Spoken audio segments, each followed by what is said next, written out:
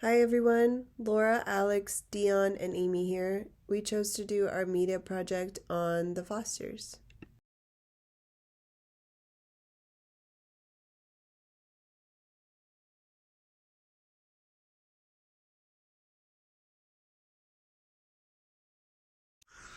So Steph and Lena are this beautiful, happily married couple who have 4 adopted children together and 1 biological child from Steph. And Steph grew up in a very religious household, and she is tough yet kind, even if she's not what normally would be described as maternal. Steph was a police officer who got promoted to detective. Lena is this altruistic activist who would love to save all the unloved kids in the world and just give them the support every kid deserves. She's the vice principal of their high school. She's very open-minded and reasonable, though she can be assertive and firm when she needs to be. She's fiercely protective of her wife and kids and will do anything for them. And she has a really strong maternal instinct, which just allows her to accept and love compassionately and completely. So with Steph having a son, Brandon, from a previous marriage, Lena and Steph took in the foster twins, Mariana and Jesus. And then after their adoption, Lena opened their home to the abused and defiant Callie. And along the way, they also took in Callie's younger brother, Jude, whom they eventually adopt.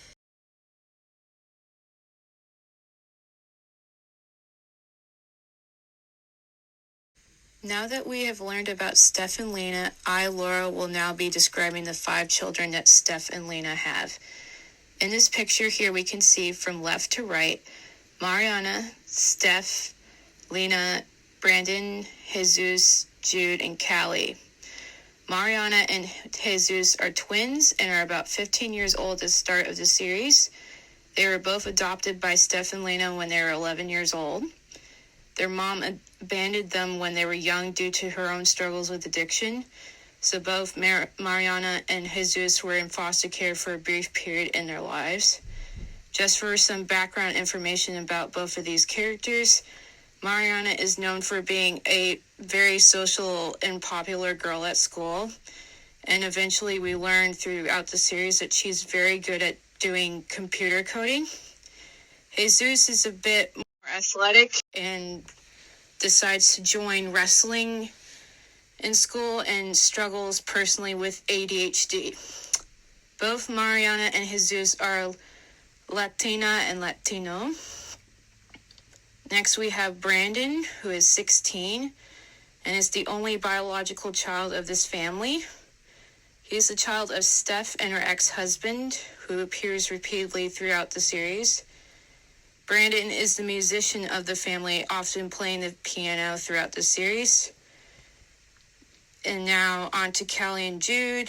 Before we start, I would just like to preface a trigger warning because now we will be discussing some elements of abuse. So Callie is 16. She's the elder half-sister of Jude.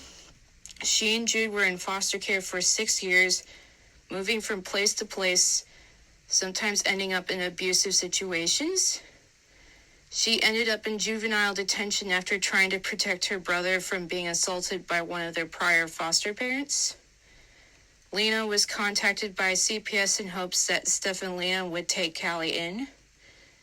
Eventually in the series, Callie is formally adopted by the Fosters. And for some background on who she is, Callie is an inspiring artist and also a person who advocates for other foster children. And lastly, we have Jude, who is the youngest of all the siblings. And at the beginning of the series, he's 12 years old. He is taken in by Steph and Lena after Callie and is eventually adopted by Steph and Lena. And throughout the series, we see Jude exploring his identity as being a gay teen, which becomes a huge theme in this series. Now on to Dion and Amy for the addressing part of the Fosters.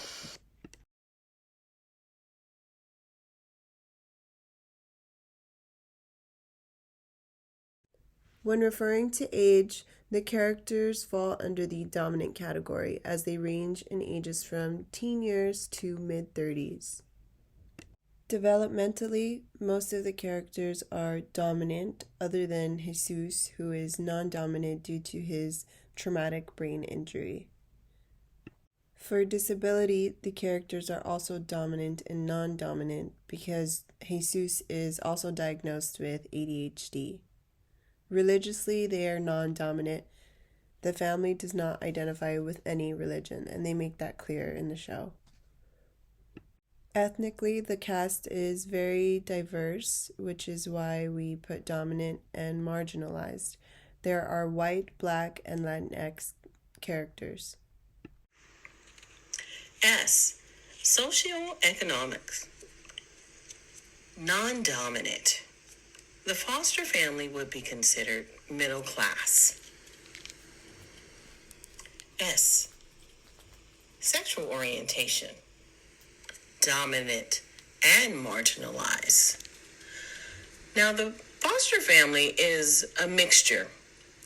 So we have the heterosexual members of the family who are dominant, and then the lesbian or gay members of the family who would be considered marginalized. I. Indigenous heritage. Well, that's invisible because that information is unknown. There's N. National origin, which again is dominant and marginalized. All of the members of the foster family are U.S. citizens. However, there are members in the cast of the foster program that are undocumented immigrants. And finally, there's G for gender. Again, both dominant and marginalized.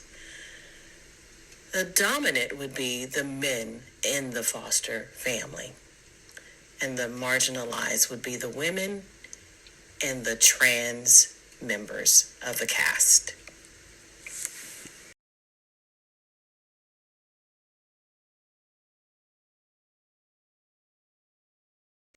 So the cultural event that I wanted to compare is a wedding. Lena and Steph get married. I believe it's in the first season of this series. But I wanted to compare an American wedding with the Swedish wedding. So a couple of Swedish traditions we have here are the first one being that the bride and the groom actually walk together down the aisle, arm in arm as equals. So due to the egalitarian nature of the Swedish society, the church discourages the patriarchal gesture of a father giving his daughter away. So the couple's walk in the aisle highlights the equality of a man and a woman who marry out of their own choice. The second one, so very Swedish wedding tradition, the many speeches. The Swedes are particularly expressive during weddings, and this shows up during the speech traditions. Pretty much any guest who wants to share their word can express their well wishes to the bride and the groom. And to make sure that the dinner reception is smooth sailing and that everyone will acquire the time that they need, the couple usually appoints a toastmaster or a toast madam to coordinate the speeches. So with the wedding rings, when getting engaged, according to this tradition in Sweden, engagement rings are worn on the left-hand ring finger. And in the past, these rings were smooth without any embellishments. And in other countries, it's often that the engagement ring is the more elaborate ring. But still, with the increased globalization, it's become more and more popular in Sweden with the diamond engagement rings. So for the guys, if they think that this tradition is a bit unfair, per Swedish wedding traditions, the guys actually also get a gold engagement ring. In Sweden, both the man and the woman wear the engagement ring from the engagement to the wedding, and then before the wedding, the guy returns the ring, which he then gets back during the ceremony. The bride receives a wedding ring, and often it's the more ornate ring with a larger gemstone. Okay, so one of the most humorous parts of a wedding is when the single ladies become competitive during the bouquet toss, because who wants to be forever alone anyway, am I right? Unfortunately, a Swedish wedding is not the perfect time for bachelorettes to try their luck in love. During a Swedish celebration, the bride gets to keep the bouquet all to herself. And for the bridal party, so for a traditional Swedish couple, an elaborate wedding entourage isn't really a necessity. Most of the time, the bride and the groom will choose one bridesmaid and one best man to keep the entourage simple. Other times, some Swedish couples don't even have a bridal party at all. Comparison with our cultures. Mariana is one of the adopted daughters, and she's of Latin descent and is about to celebrate her 15th birthday. And although her moms are of a different heritage, they want to honor her by giving her a traditional party called a quinceañera, which is a celebration of a girl's 15th birthday, a coming of age. A quinceañera comes with a few traditions that American Sweet 16 birthdays do not. There is the quinceañera tradition of the gown and accessories, the court, the ceremony, the reception, the father-daughter dance, a choreographed waltz, changing of shoes, toast to the daughter, the last doll, and finally, the gifts. Best part, right? In a traditional 16th birthday party, Sweet 16, American birthday party is considered a girl's first formal party, and it also includes some pageantry, but doesn't usually have all of the rituals and traditions of a quinceañera.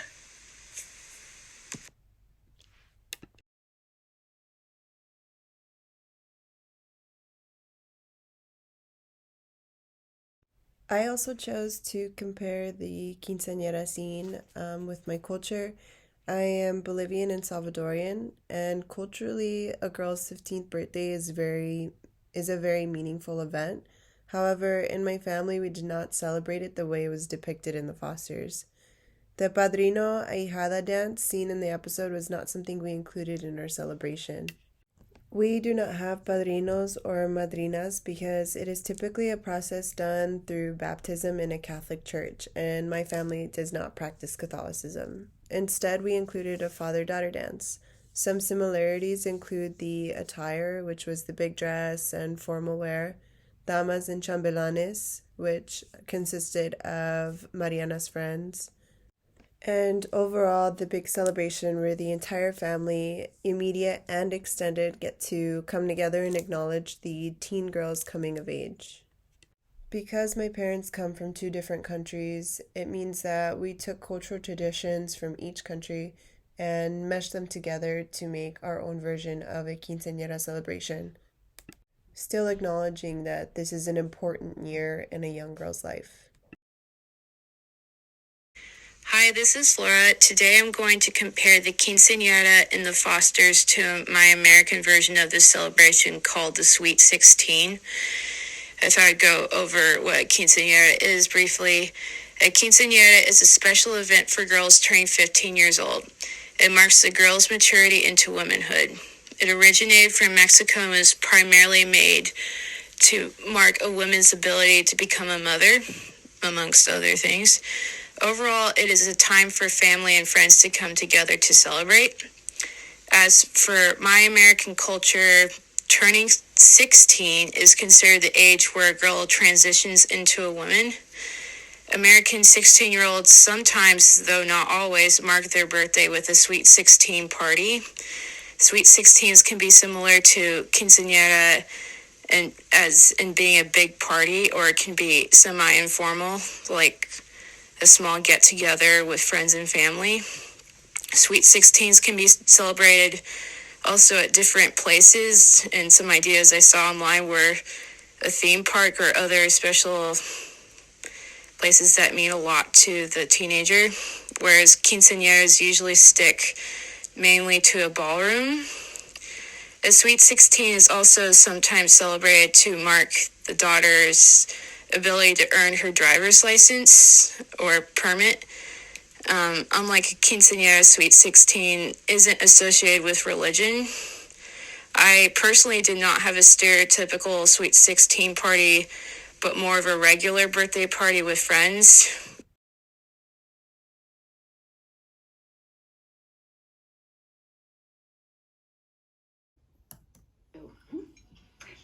Can I also say I really admire you and Steph? Your marriage, your family. I think it's courageous how you live an alternative lifestyle.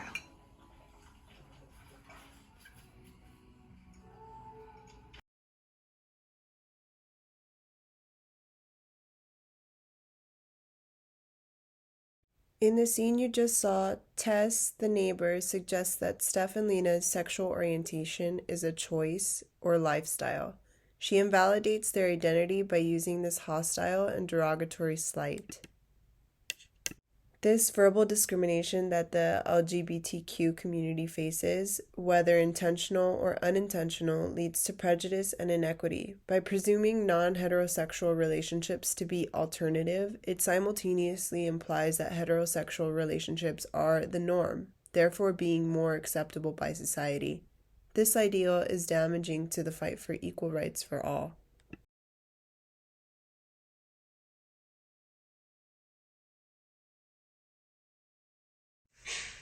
So we noticed a few sexist and misogynist comments in the show.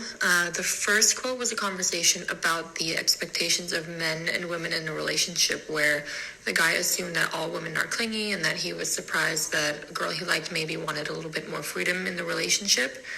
The second quote was about Mariana wanting to join the roller derby team and how she thought her moms wouldn't let her because contact sports are for boys and that they're too rough for girls. And the third quote is typical trying to put a woman in her place, where we'll show the scene here.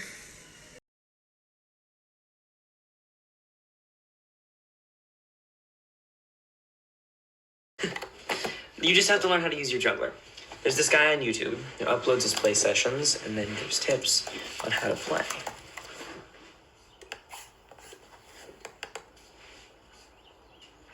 Keep your jungler out of sight and use your ultimate when you get close enough.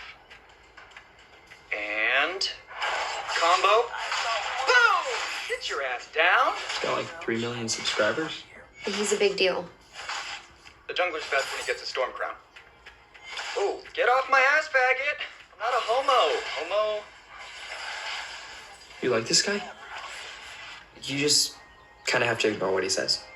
Yeah. Why? He's calling people faggots. That's right, bitch! Now go make me a sandwich. Or better yet, sit on my face. Wow.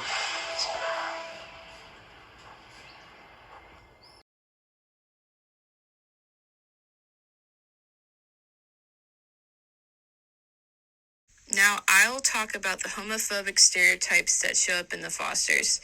In the Fosters, I found 2 parts that demonstrate homophobia stereotypes. One of these was a scene where Jude and his friends were watching a YouTube video on how to play a video game. In the video game video, the dude speaking made some references to being, quote, no homo when another player hits his character in the game, along with him eventually saying the phrase of, bitch, go make me a sandwich.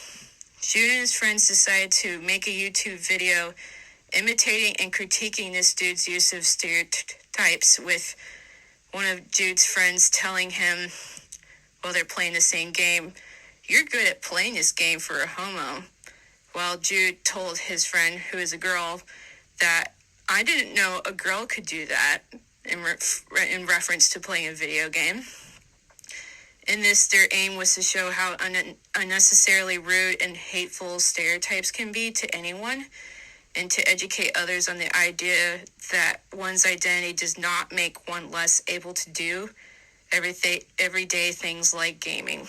The second scene I found which demonstrated a stereotype was when Steph explained to her old friend, Tess, that her father sent her to seek advice from the church when he found both her and Tess cuddling on the couch in high school, which was intended to make Steph change her mind about being gay.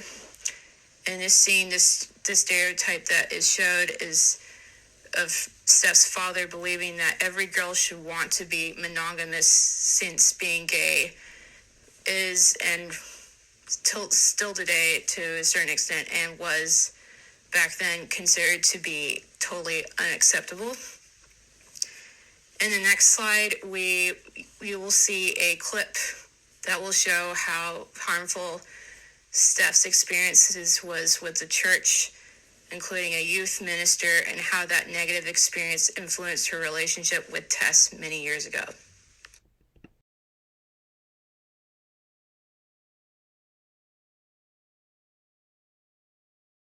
Just drift apart in high school, and I didn't dump you because I got new friends. I had feelings for you, romantic feelings.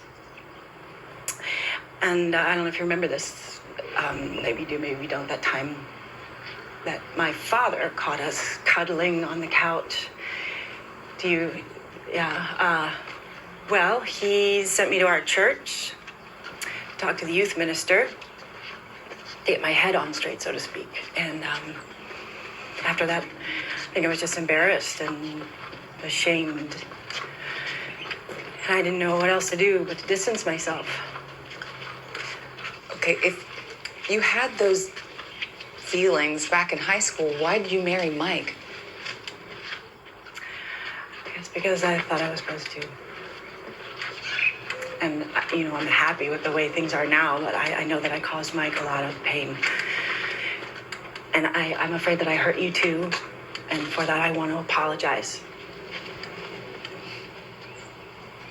I was hurt when you suddenly cut me out. But you know what? It was a long time ago. And honestly, it wasn't that big a deal. I mean, it's not like I had those feelings for you, so, Yeah, of course. Good.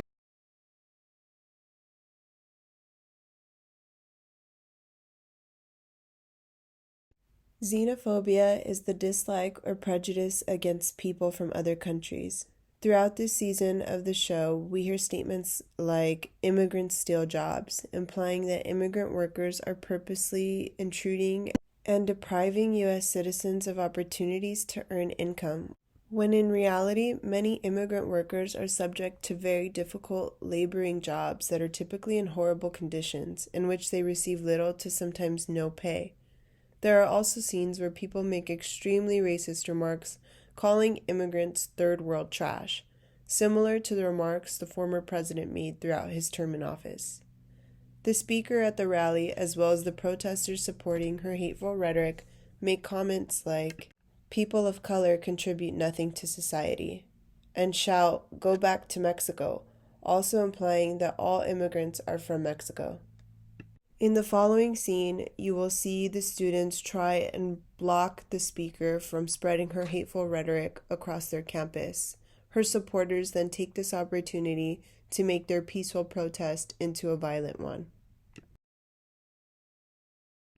Jimena and Papi are two important characters introduced to the show in Season 5. Jimena and her parents are undocumented immigrants. Jimena came to the States when she was just 3 years old. Papi was born in the U.S. and is a citizen.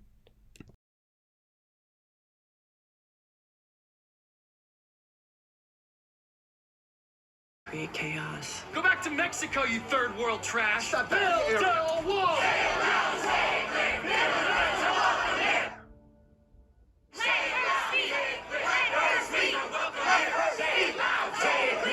Immigrants are welcome here. Say it loud, say it clear. Immigrants are welcome here. Say it loud, say it clear. Immigrants are welcome here. We teach free speech. We teach free speech. The real enemies of free speech are flamethrowers, like Shiloh McCollin, who seek to normalize hateful ideas that lead to violent actions against vulnerable communities. I know. I am an undocumented immigrant. And cruel, xenophobic language has taken a toll on me and my family. This is a learning environment where a student's humanity should not be challenged as some excuse for free vicious speech. First, go back to Mexico.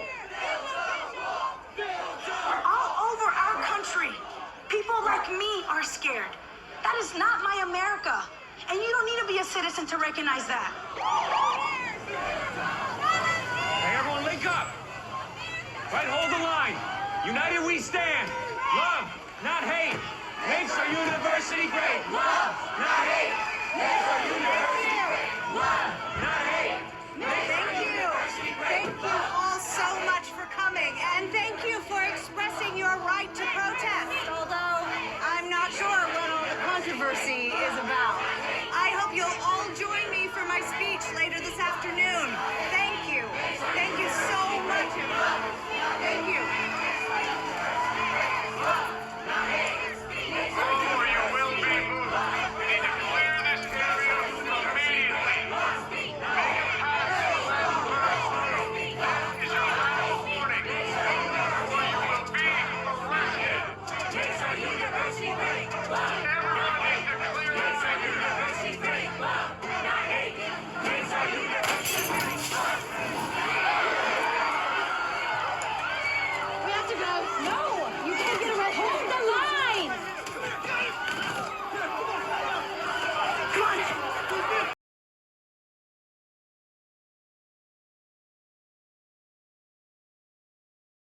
In this slide, I, Laura, will be discussing diversity and inclusion in the Fosters. Here's a summary I made about this. The Fosters is a television series that examines the experiences of a blended middle-class family living in Southern California, whose last name happens to be Foster. This series explores the identities of its characters, all of whom come from different lived experiences and backgrounds, including LGBTQ, being biracial, and Latino-Latina. The Fosters also embraces the natural challenges that come from having a family that doesn't fit into the stereotypical nuclear family archetype. Most of the series focuses on affirming that although the gay married parents and 4 out of 5 teenage children are not blood related, that the children still belong and deserve the same kind of love that one would give their own biological children.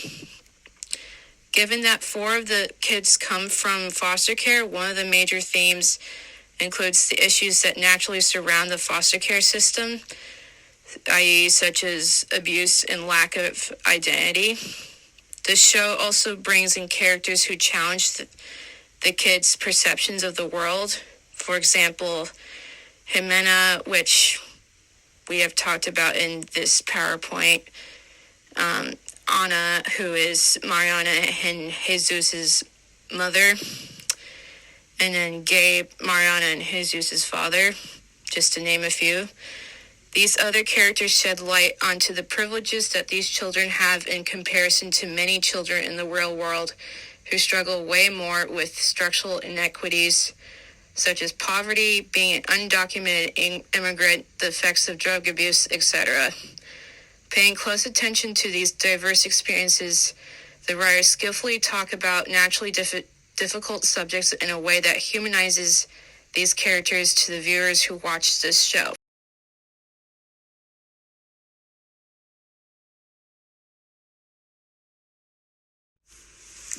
Reflections on cultural considerations.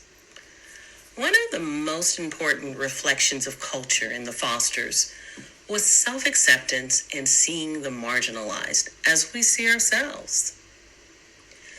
The Fosters was an ever-changing television series that addressed the lives of a same-sex couple raising a multi-ethnic blended family, essentially redefining what a nuclear family looks like.